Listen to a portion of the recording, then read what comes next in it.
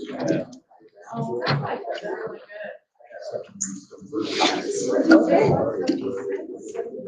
you see on that form that I shared with you that I have Corey and Sam? Oh, okay. And then I have to read that. Steve retired. Thank you. Was he in overalls?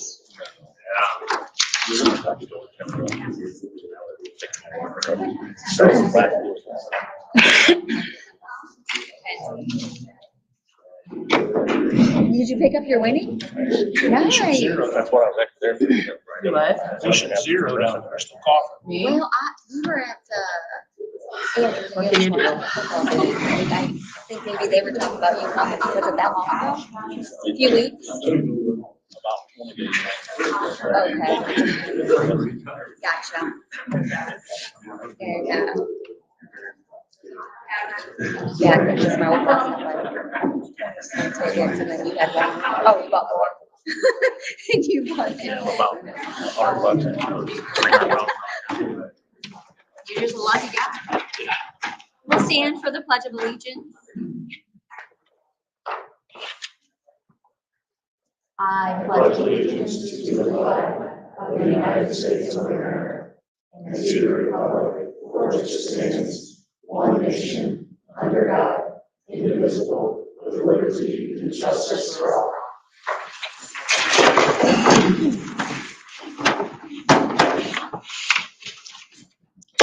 Providing today's students opportunities to become tomorrow's leaders. We did not have any public comment today. We do have a special presentation for CN Primary. Thank you. Are you ready? Yeah, ready if you guys are. We're ready. All right, you can watch behind if you want. I feel like I should start off and say because last time when you guys were at the primary last year, a year ago, we presented, I'm pretty sure we talked about MTSS then with Ms. Hermanson. So I feel like now on part 2 of MTSS at Central Noble Primary, we're gonna kind of take it a step further, and I want you to see what we've been doing on our first Tuesdays with MTSS and some things that come up along the way when we do it. But just as a review, MTSS stands for Multi-Tiered Systems of Support. It's a school-wide framework where we really get a chance to look at the individual student, look at what kind of tiers of instruction they might need or interventions, and that could be academic, behavioral, social, emotional. This is the agenda that we have been following on our first Tuesdays. When Robbie was still here in Doc Y, they have kind of given the buildings a little more free will of doing what we want to do on those first Tuesdays. Sometimes it's PD, but for us at the primary, I really like the focus of using that time for MTSS. We divide it up into 2 hours, 1 hour for kindergarten, starting at 7:45 to about 8:45. Then first grade comes in from 8:50 to 9:50. When they're not meeting in MTSS, the grade levels have collaboration time to do any planning or anything that they need to do as a grade level. But a sample agenda, obviously we talk about students of concern. We talk about how we're using our Cougar time to check in on that, which is small group instruction. And then we do some next steps and action item planning time. So, it sounds like a pretty light agenda, but in that hour, it's pretty full. And Paige will kind of talk about that, I'm sure, here in a few minutes when she talks about some individual things that came up at our recent first grade meeting. I want to show you real quick a data tracking system that we've put into place. This is for individual students that we talk about. I know it's kind of hard to see. Last year, when we started this data tracking system for students, it was kind of a running document where we had just every student listed on one document. I said, we really need to break this out. So when these kids travel over to the elementary, even over to the middle school, eventually they have an individual sheet that follows them. Now, we don't do this for every student in the building, just the students that comes in MTSS. We put their Cougar time data on there and track that information. We put their NWEA results, their reading fluency from NWEA, what their dyslexia, if they screened or not or flagged for dyslexia. Again, more current NWEA. This follows them from kindergarten, first grade, list any tier 1, tier 2 supports that they might have, amplify information, whether they have speech or special ed.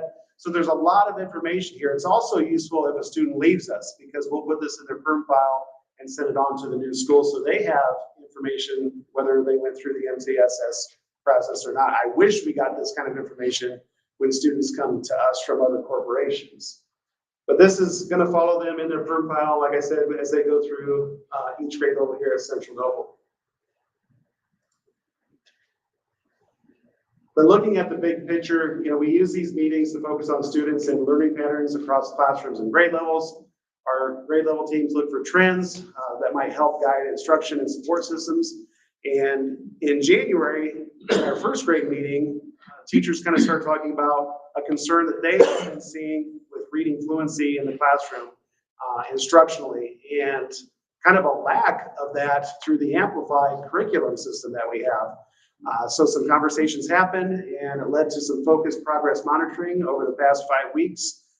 And that's why I've invited Paige here tonight. She really took this and ran with it with her students. And she's going to show you some data that she's collected. And, it's kind of one of those things, what you focus on, you will achieve. And you're going to see what she has done with reading fluency and having her kids track words per minute being read and the results that she's gained so far. So Paige, I'm going to turn it over to you. So this is just talking about repeated reading intervention and why it's so important.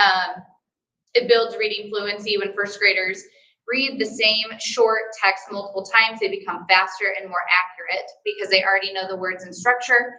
They can focus less on decoding and more reading smoothly and with expression. So I give my students a short passage on Monday. It's just a cold read. And then throughout the week, they have the chance to practice it at home and at school. And then we retest on Friday.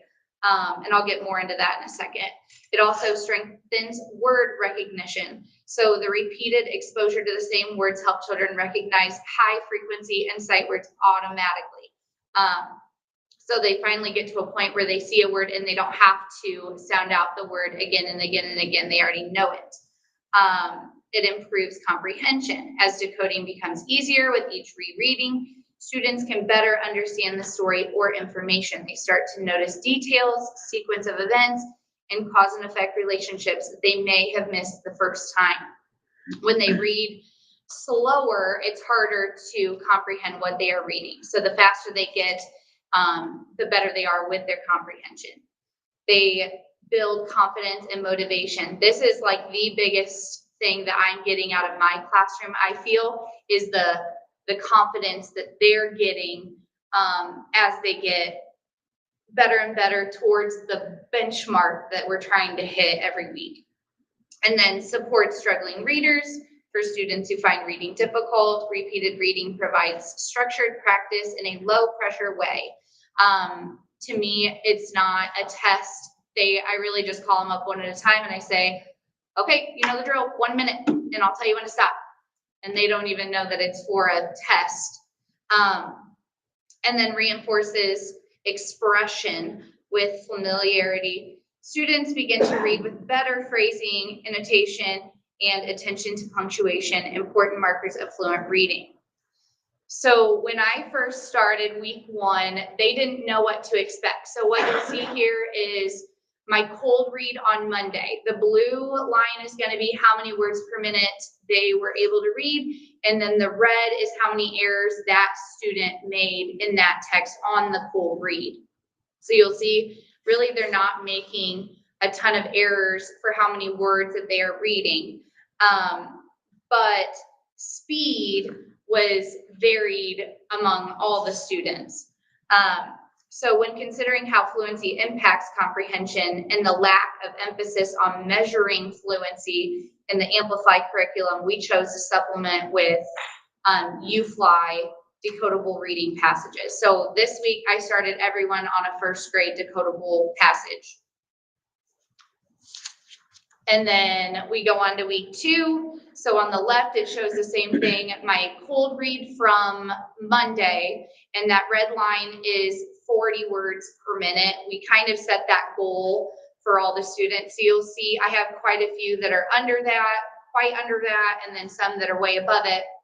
And then the graph on the right shows my retest from Friday, and it'll show, like, for instance, student 1 was only halfway to 40 on Monday, but then skyrocketed all the way above 100 after a week of practicing that same passage all week at school and at home. Because with our Amplify curriculum, we're doing reading every day, but it's always echo reading or choral reading. It's never individual reading one-on-one with me. So sometimes you just don't know how well they're actually doing. And then week 3, as we progress, you can see not only did we get better at making the charts, thank you, Ms. Alexander, but each student's progress is being independently reviewed weekly, and there are opportunities to clear up misunderstandings in the skill throughout the week with practice. Students are also reading at different levels this week, with some students who are consistently meeting winter benchmarks for first grade words per minute being asked to now read second grade decodables. So after those first 2 weeks, if they were reading well enough in those 2 weeks, I bumped them up to a second grade decodable where I thought that they would do well. And then I can get to page 4. And then we go on to week 4. To further individualize this intervention, the students who are continually struggling to reach the 40 words per minute using first grade decodables begin using the kindergarten level. So 10 students were below the benchmark at week 4, which just 2 weeks ago, 15 were below benchmark. So just in that month span, I already had that big of a change, those 5 students that are now above benchmark. The students were not only growing in their confidence, but have really taken ownership of their reading skills and are excited to see how the charts change by the end of the week. So this chart is exactly what I would show to my students. I show them, so all of them know it's not about who's got the highest bar. It's about, hey, are we all hitting that red line? And so we all cheer each other on when we finally hit that red line, if we didn't on Monday. So yeah, on Friday, they're like, can we see the graph? They're all excited for that. And then week 5, you can see, I mean, I'm going back to student 1 because it's right on the end and easy to see, but the cold read on Monday was right at benchmark. I had asked her if she wanted to practice, even though she had hit the benchmark, and she's like, yeah, I do. I want to get way above that red line. And then she skyrocketed. So, and you can see also on the retest Friday that almost all of my students made it to benchmark.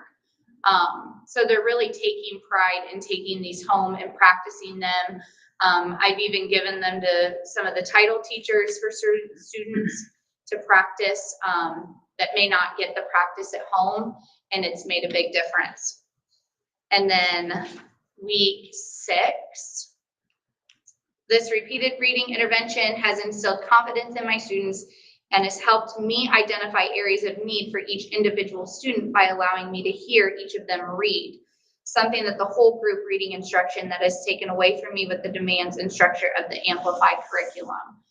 Like I said, we do a lot of echo reading, oral reading all together, and not any one-on-one reading like this. So this has been super nice to help individual students with their reading, decoding, and just being a more fluent reader. Yeah, so I think that's all of my stuff. Thanks, Rachel. Yeah.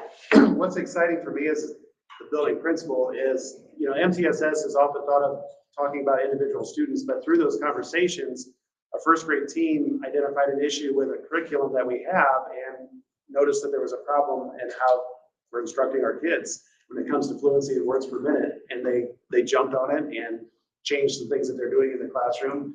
And the data shows that, again, what you focus on, you'll achieve. So just kind of in review, that MTSS process, it supports our Central Noble vision of providing today's students opportunities to become tomorrow's leaders. The process connects curriculum, instruction, and intervention through intentional data use. It identifies learning patterns, monitors progress, responds with a targeted support. It functions as a continuous improvement system focused on student growth and that instructional piece as well. And this work ensures that strong core instruction and timely support is available for every student in our building. It's a great process, one that we continue to focus on and evolve in our building. And I appreciate everything that first grade did with an issue that come up with instruction and made some adjustments and saw the gains that they were making with their kids. Any questions? Thanks, Paige. Thank you. We can move on to consent items. Approval of minutes from the January 19th regular session and February 9th executive session meetings. Approval of the January 10th and January 25th payroll and claims from January 20th through February 16th. Personnel, acceptance of resignation of Lorraine Sprague, junior high English teacher, Travis Blackburn, kindergarten paraprofessional. Recommendation to hire football coaches, Mark Stuck, varsity assistant coach, Jeff Bros, varsity assistant coach, Robbie Morgan, varsity assistant coach, Tyler Graybill, varsity assistant coach. Please note that Doc Y also approved Stephen Lalonde and Will Hoover as volunteer varsity football coaches. May I have a motion? I'll make the motion. Second? I'll second. All in favor? Aye. Opposed? Passes 5-0. Action items. Do you guys want to start? Lead us? Okay, Jamie and I will both talk about the next 3 resolutions that you have. So as requested by the board, we have completed our review of some outstanding older grant accounts. During this review, we have been able to establish that a portion of the accounts held positive balances while others held negative balances. It should be noted that no funds were used incorrectly, but these balances, both positive and negative, are the result of changes in staff, timing of reimbursements, changes to quotes versus the invoices that we received, as well as stronger practices than in the past, and even changes in the grant requirements. So the next 3 resolutions that you guys have, they're presented for your approval to move forward with a final cleanup of the accounts so that our records can be clear, accurate, and compliant moving forward. A few things that you should know is that all funds involved are from local grants and donations only. It does not include any state funds or taxpayer dollars. Funds may not be used towards salaries, benefits, or other wages. And our first priority is using available grant balances to cover the old negative accounts. Because if we didn't do that, that would have then affect the education fund, and we don't want to do that. Once the negative balances are resolved, our recommendation is to place the remaining funds into a new fund that would support project-based learning and new teaching initiatives across the district. And we understand that a portion of the positive balances remain from previous PBL associated grant awards. So this new fund would allow the district to continue prioritizing those things while also supporting innovation and student learning across all levels. So basically these three resolutions are a lot of housekeeping, but you can review those. And if you have any questions, please just let us know. Doc, did you have anything that you wanted to add about those? No, just that those are basically to clean up old grants and get them in the right order and get them where we could use them for other stuff. Does this address all of the old outdated grants? I mean, is it going to clean up like the whole list is going to be? I believe that there might be a small portion left, but this should be the majority of. Again, it was no federal or state funds, no taxpayer. Correct. Correct. I think that's the key. Recommendation to approve a resolution for reallocation of stale grant funds. So moved. Second, I'll say. all in favor? Aye. Opposed? Passes 5-0. Recommendation to approve a resolution for closure of stale funds. May I have a motion? So moved. Brian, I'll say. second, Jason. All in favor? Aye. Aye. Opposed? Passes 5-0. Recommendation to approve a resolution to establish a new fund for allocation of remaining grant balances. May I have a motion? I'll make a motion. Ty, second. I'll say. Brian. All in favor? Aye. Opposed? Passes 5-0. That was kind of my request. I want to thank you both for all the hard work put involved. It took a little while, but we're glad to have it done. Getting it researched and cleaned up. I appreciate that. That is nice. Doc Y, Did you Yeah, want so to? you want a resolution on number 4? Yes, sir. So we have filled out our flexibility waiver to go to a 4-day week. I received an email late this afternoon, literally hot off the presses. The State Board of Education replied back to us that 4-day waivers will not be considered because there is a Senate bill currently in the House, in Senate, that is very interesting to me because I have been following the legislation and the updates quite frequently, and I've heard nothing about this particular one. So that tells me that it probably don't have a lot of footing. However, it requires, as it's currently written, that schools who want to go to a 4-day week provide transportation to any kid who wants to go to a 5-day week in any district. It requires that, as it's currently written, be placed in the highest performance group for their testing categories, meet the minimum teacher salary, and provide enhancement and enrichment activities on the day that you don't have school. I was a little frustrated. I'm going to be polite here. I was just a tad frustrated because I received a phone call probably within 36 hours of when we had submitted the grant, and the lady asked me all the questions that we'd addressed in the grant. So I have no question at all about how much time they had invested in that prior to that phone call. And I feel bad for the people who spent a significant amount of time on that. Mr. Stuck and some of the other folks in the office and Sean spent some time on that. And I'm just a tad frustrated that that was not even, it may have been considered, but I don't think it was considered very seriously. So that being said, with all that information, you can literally pull that off because we do not need the resolution because it's not going to matter anyway. So what we will do is we will look at that. We'll keep track of that bill and we'll see what happens. And if it come back next year, we will probably bring it forward again if that's worth doing. Just clarify, 4-day school week is not a possibility. It is not a possibility for the fall of 26. And it sounds like it may not be possible. Well, it sounds like it may not be possible until we find out what goes on with that bill.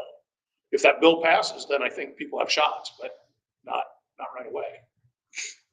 Do we need to make a motion to get this removed from? the agenda? I literally, I don't think it I would go ahead and requires. do that, just to remove it from the agenda. May I have a motion to remove action item number 4 for the approval of resolution for the pursuit of an HEA 1003 flexibility waiver removed? May I have a motion? Yeah, due to the email Barry received before the meeting, I make this motion. Second, I'll second it. all in favor? Aye. Opposed? Passes 5-0, unfortunately. Thank you. And again, my apologies to the people who worked hard to try to get that together. Barry, did you want to touch base on the summer? I learning do. We have lab? a memo of understanding from the Boys and Girls Club of Goshen, Elkhart County, sorry. This is something that we did last year, and it was met with, I think, pretty much solid reviews. The Boys and Girls Club of Elkhart County will provide our summer school teachers and curriculum, and they actually run a nice 5-week summer program. It's 4 days a week, 3 hours a day. They hire the staff, they train the staff, they pay the staff. They actually pay them significantly more than I think we could pay them. It's for rising first graders through rising 9th graders. So our current kindergartners through 8th graders. And then that allows us then to be more strategic in where we place our resources for our summer school kids. We'll have some credit recovery kids at the high school that I'm sure will need some summer school help, and we'll have to make sure we do that. So this basically, we're on the hook for breakfast and lunches. We're on the hook for the locations, and we're on the hook for busing if we do it, which I assume we will. But normally we would do that through global setups. We won't run everybody's house. We'll have pickups. So I'd like approval to at least sign that memorandum of understanding with them to get going on that. So a recommendation to approve summer learning lab memorandum of understanding. May I have a motion? I'll move. Second? Is that Brian? Yeah. All in favor? Aye. Opposed? Passes 5-0. I will say that there's not a lot of perks to being a school board member's child. I sent Levi through this last year just because I wanted to see what it was all about. He was not excited about going to summer school, but I will tell you that after the first day, he did not complain one bit. He really had a good time. And I do feel like he would tend to lose a little bit over the summer. And I feel like he went into his next grade much more prepared. So I do like to test with my own children. So he had a good experience, which makes it a good experience for me. Moving on to the superintendent comments. Yeah, so I talked about the 4-day week. Brad already talked about CNP stuff. Do you have anything else you want to add, Brad? CNE, from our perspective, we are getting ready for iRead. iRead tutoring is going on. Things like that are happening. And then I'm working through getting through the round of observations. Would like to get through those certainly before spring break, which although it seems like a long way off, it's really not that far in terms of school. So that's kind of where we are. Sean and any of your gang over there want to talk about what's going on at the junior, senior high, or athletics, or both? So we've got a lot of things going on lately. The winter season's about wrapping up. Once boys basketball season is finished up, and that's it. And then like got a couple weeks left until, actually I think the sectional draw is Sunday. So they're winding down. Spring sports started today. Their first practices, most of them. This Friday, we have some big events going on. If you guys are around and want to swing by, we have our Hall of Fame induction during the game or during our 2018 state championship girls basketball team, along as the head coach individually. We expect a whole bunch of people there. We put a lot of prep going into this, and Mrs. Vice will talk about the other event that's happening that night as well. It's also our senior night. I think it's going to be a standing room only event. We have girls basketball team helping as personal escorts for the Hall of Fame members. We have most of the members of that team coming in for their recognition. It's going to be a good night. There's a lot of stuff going on, but the bigger, better part of that is what Ashley is about to talk about. So. We also have our Rally for Reed, who is a current coach, who's had to step away, and then he was the CN alum. So we're partnering with the American Legion, who's putting on an event that night, or in the next couple weeks, and then we're selling raffle tickets for them. We have our Venmo. We're having a bake sale, which bring your money, because I'm sure we are going to have enough items for like weeks and weeks. You can probably freeze them. So many family members are donating. As of after school today, we have 46 auction items that have been donated. So there will be a silent auction that night, and just some really cool things. And our SALT team's involved with helping raise some funds, and then we have the sectional team that Reed played on. Some of those members are coming back to help. So it's a really big night. A lot of people will be involved for a really good cause. So if you could come, that would be great.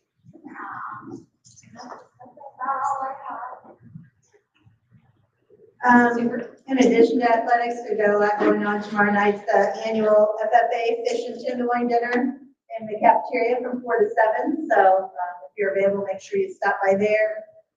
We had 2 of our choir students earn gold medals at their ISMA contest, which qualified them to advance to state. So they will be competing this Saturday in Indianapolis.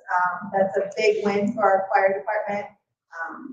Mr. Stoltz has worked really hard to build skills and to build confidence, and we're hopeful that those students do well. Also on Saturday, our jazz band is participating in a jazz competition at Northside. This is actually their 3rd competition of the season. And you know, I'm always happy when I'm doing walk around classrooms and I hit jazz band. You just can't go in there and not be happy when you leave. So good luck to them as they finish their season. And then our next high school performing arts show will be February 27th, 28th, and March 1st. That is the high school show. And then later in March is our junior high show. And then on March 6th, our freshman class will be touring Impact Institute. with several of our staff members, and that is the same day that all of our juniors will be taking the in-school SAT here at the junior senior high. So that's been a change over the last several years, that the juniors get to take the SAT here in the school instead of driving somewhere on a Saturday morning, and that's a big bonus as well. I also want to add on, as far as athletics go, real quick, before I forget, we had a really good winter season sports-wise. Our girls sectional basketball team lost in the sectional championship.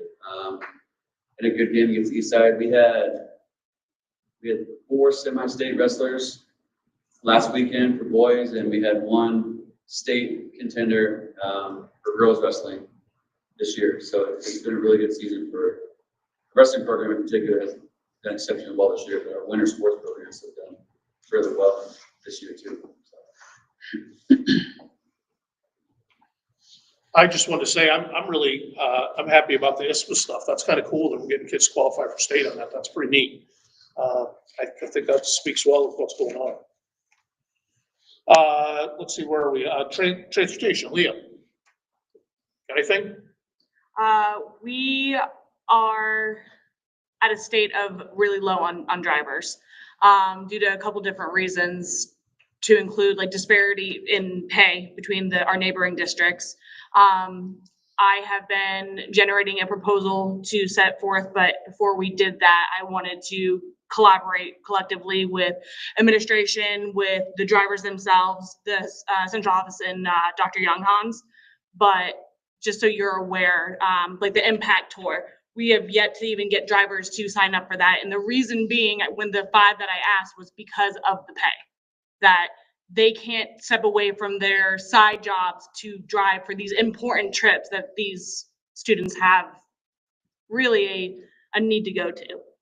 And I should be clear, this is an issue here, but it is an issue all over the place. And it's peculiar to hear right now because we're noticing it, but it has been an ongoing issue for 5 years and will continue to be. And pay is a part of it for sure, but it's also just, it's a hard thing to get. It's a hard thing to earn. It takes time to earn your license. No problem.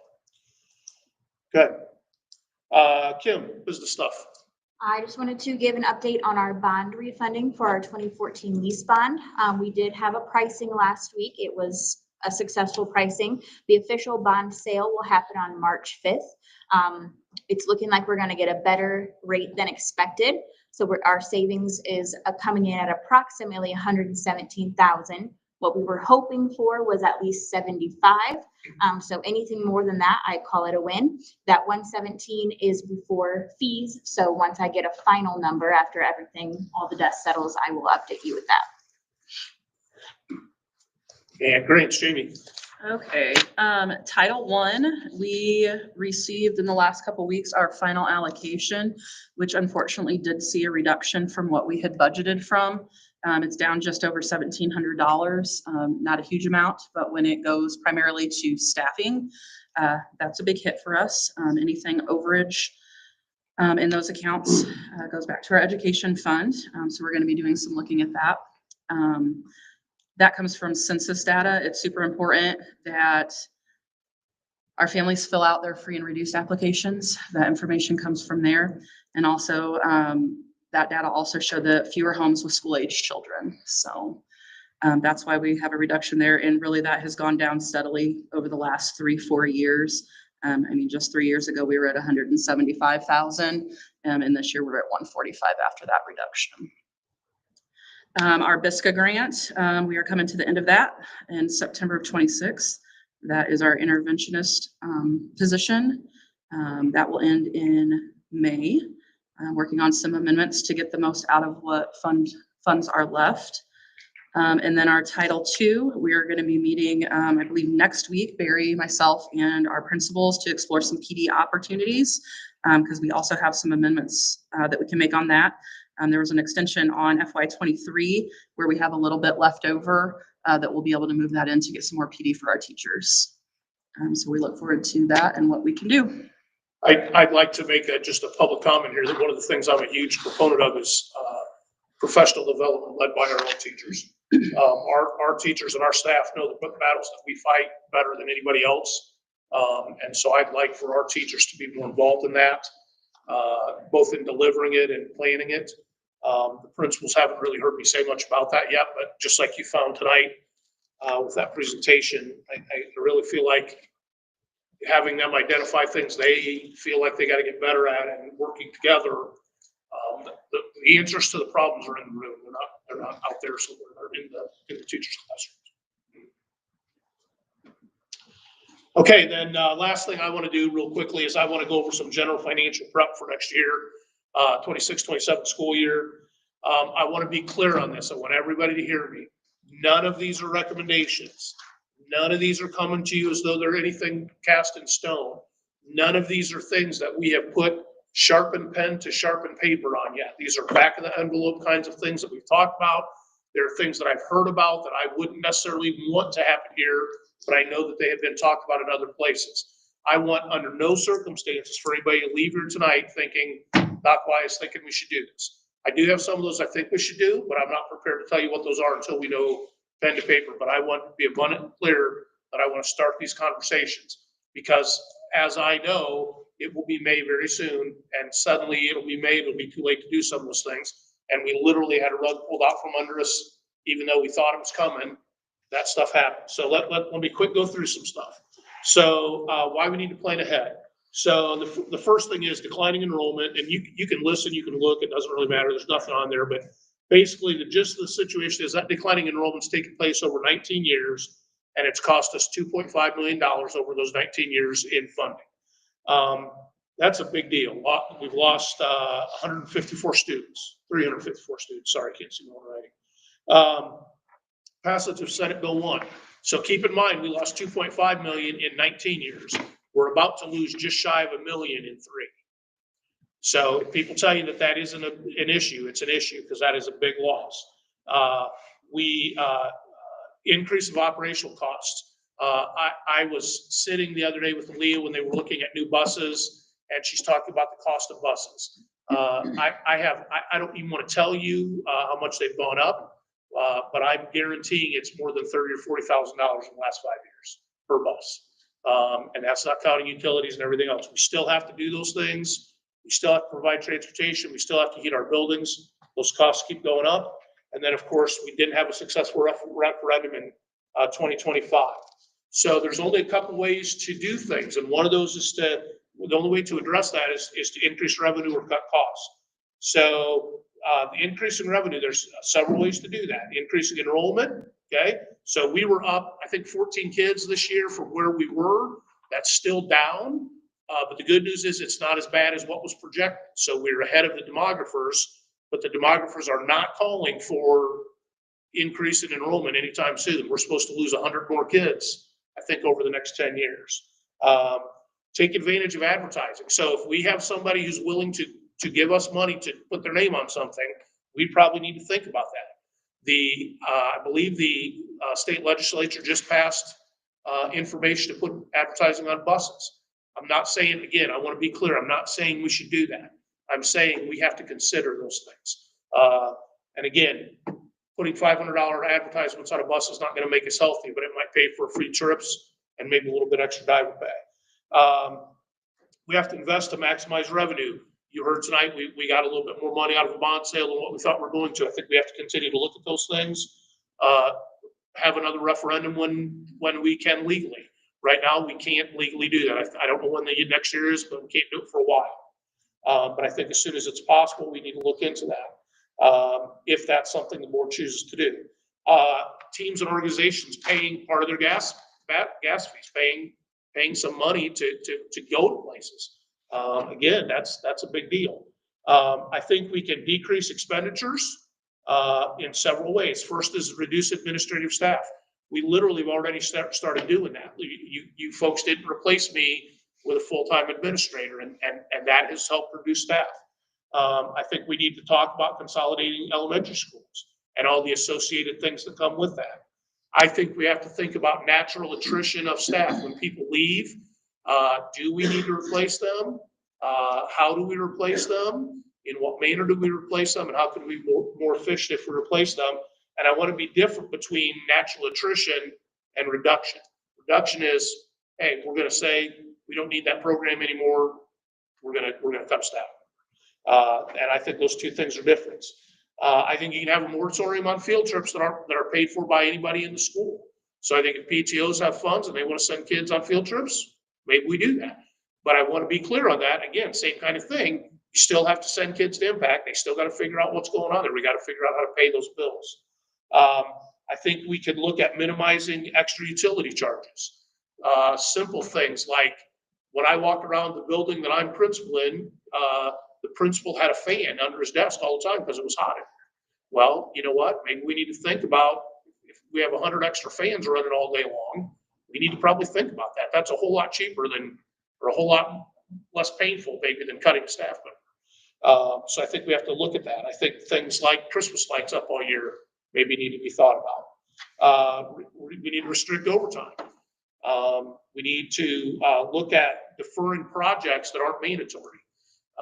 Things like, let's not point to the curtain in the back there.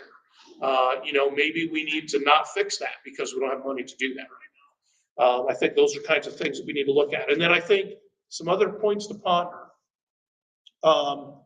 I think that none of these, again, I want to be clear, that's why they're highlighted. None of these are to be considered an official recommendation. I'm not saying we should do any of these. Some of these will make a pittance of a difference, but we probably need to talk about, right? The other thing is that this is for information purposes only to start the discussion and to make sure people in the community know what we're talking about.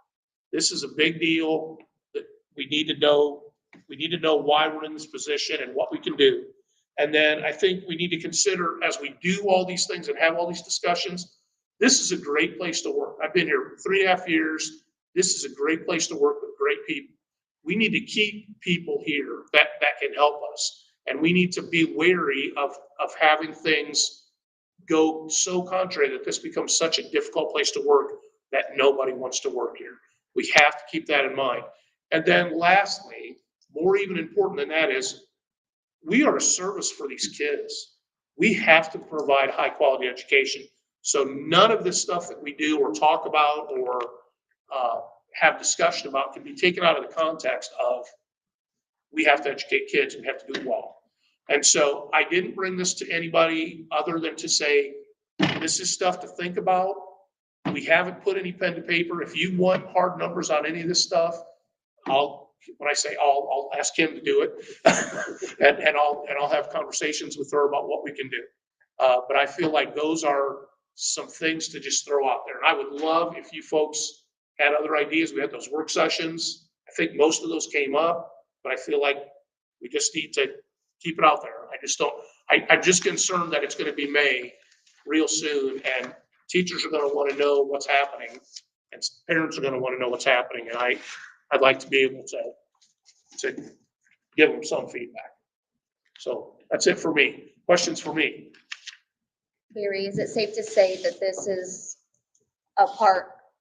partially from phasing of the SB1? Oh, yeah. Correct? Is this like the last phase of cuts? No, because there's another year? So we lose 2 more years, and Kim, correct me if I'm wrong, it was like 2. Okay, so first of all, when you talk to me about numbers, I'm an ish guy, so just know that, right? So if you want actual numbers. No, But it's 240 some ish thousand this year, 270-ish the next year, and over 300 the next year. I knew it was phased, So- I wanted the community to understand where we were possibly at within that phasing. Right, and so the other thing I would say is our increase in enrollment helped us this year, but it's not going to overcome that. So even if we grew, let's say, 10 kids a year would be $70,000 generically-ish. Sorry, you're gonna get used to that. $70,000-ish, but if we're losing 270, that's still a pretty significant cut on our budget.